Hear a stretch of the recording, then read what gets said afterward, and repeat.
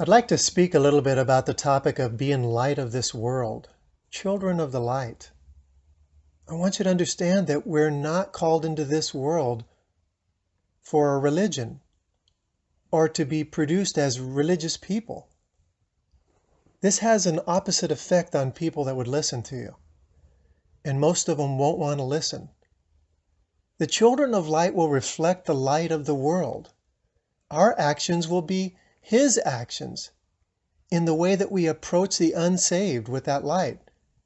I might even make the point on the way that we communicate with saved people. The fallen nature in all of us can produce a little bit of self-righteousness.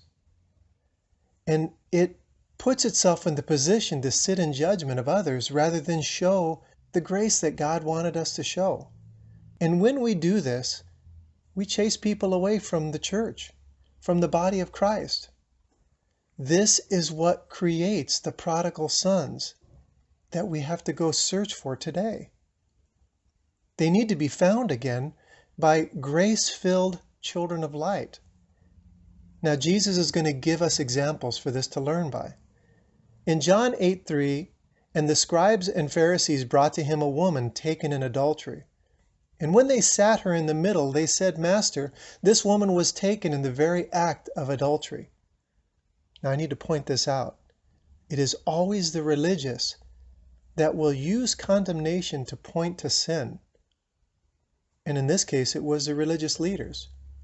John 8:5, and they said, Moses in the law commanded us that she should be stoned. But what do you say? The religious will use the law of God to convict rather than convert.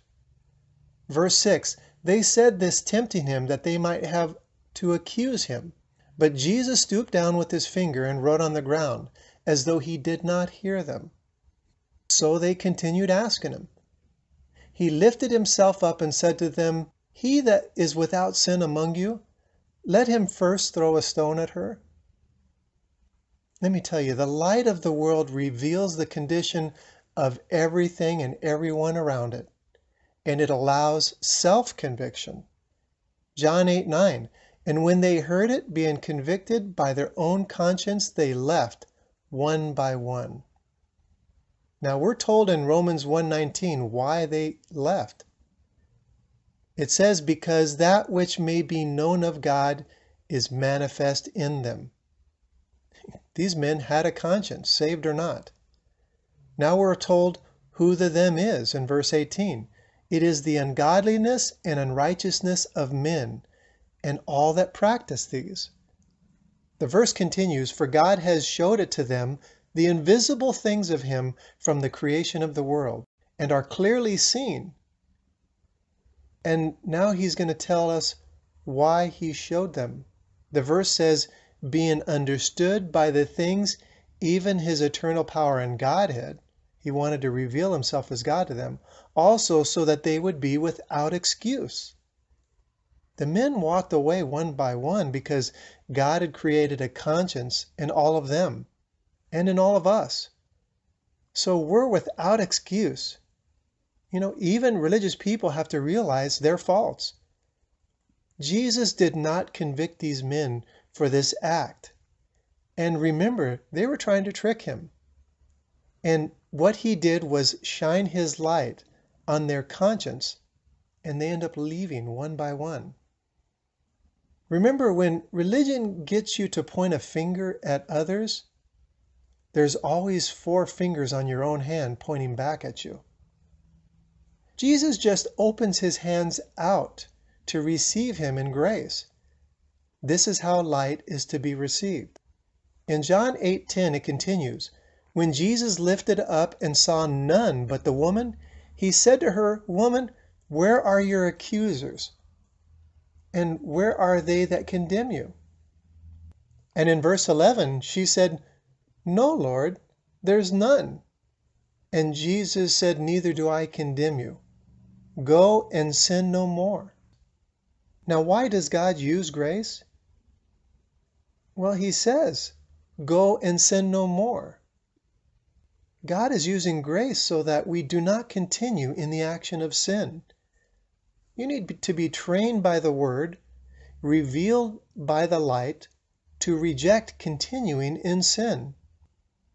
And he now tells the religious crowd who he is in verse 12. He spoke again to them, saying, I am the light of the world. He that follows me will not walk in darkness, but shall have the light of light. We're told in Proverbs 18:21 that death and life are in the power of the tongue. Now you think about it.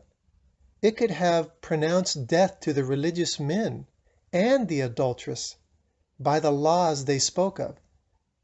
But instead he showed grace.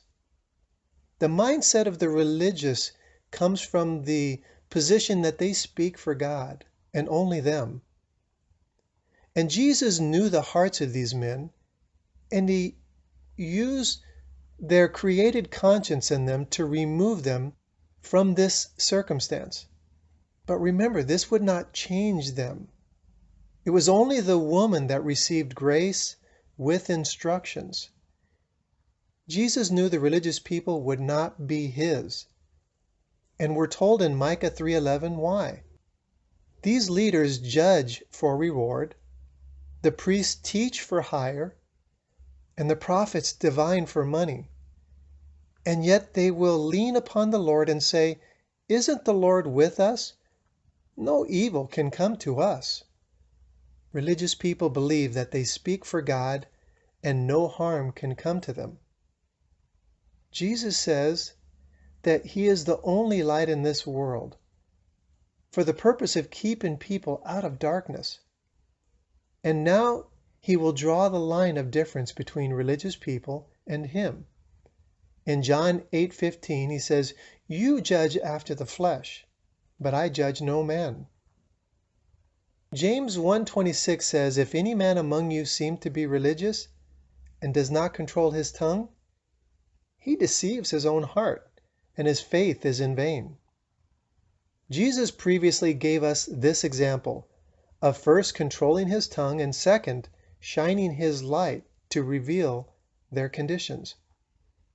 Proverbs 21:23 says, whoever keeps his mouth and his tongue keeps his soul from trouble. The religious people were trying to trick Jesus, but we're told that he was kept by his tongue, and it was kept from trouble. Can I give you some examples of what religion can produce? In Luke 20:46 it says, beware that they like to wear their long robes. They love greetings in markets, the highest seats in the churches, and the seats at the heads of the tables. Matthew 6:5 says, they love to pray standing in churches and on street corners for no other purpose, to be seen by men. They do think a lot of themselves. Isaiah 65:5 says, they stand by yourselves. They say, don't come near me, for I am holier than you. Worldly religion is mixed with holiness and vanity. We're told in James 1:27 what pure religion looks like. The verse reads, pure religion is that is undefiled before God in this: visit the orphans and widows in their affliction, and keep yourself unspotted from the world. God says the purest form of a religion is one that keeps himself unspotted and separated completely from this world. If you're religious, that is the only attribute that you can show that will please the Father.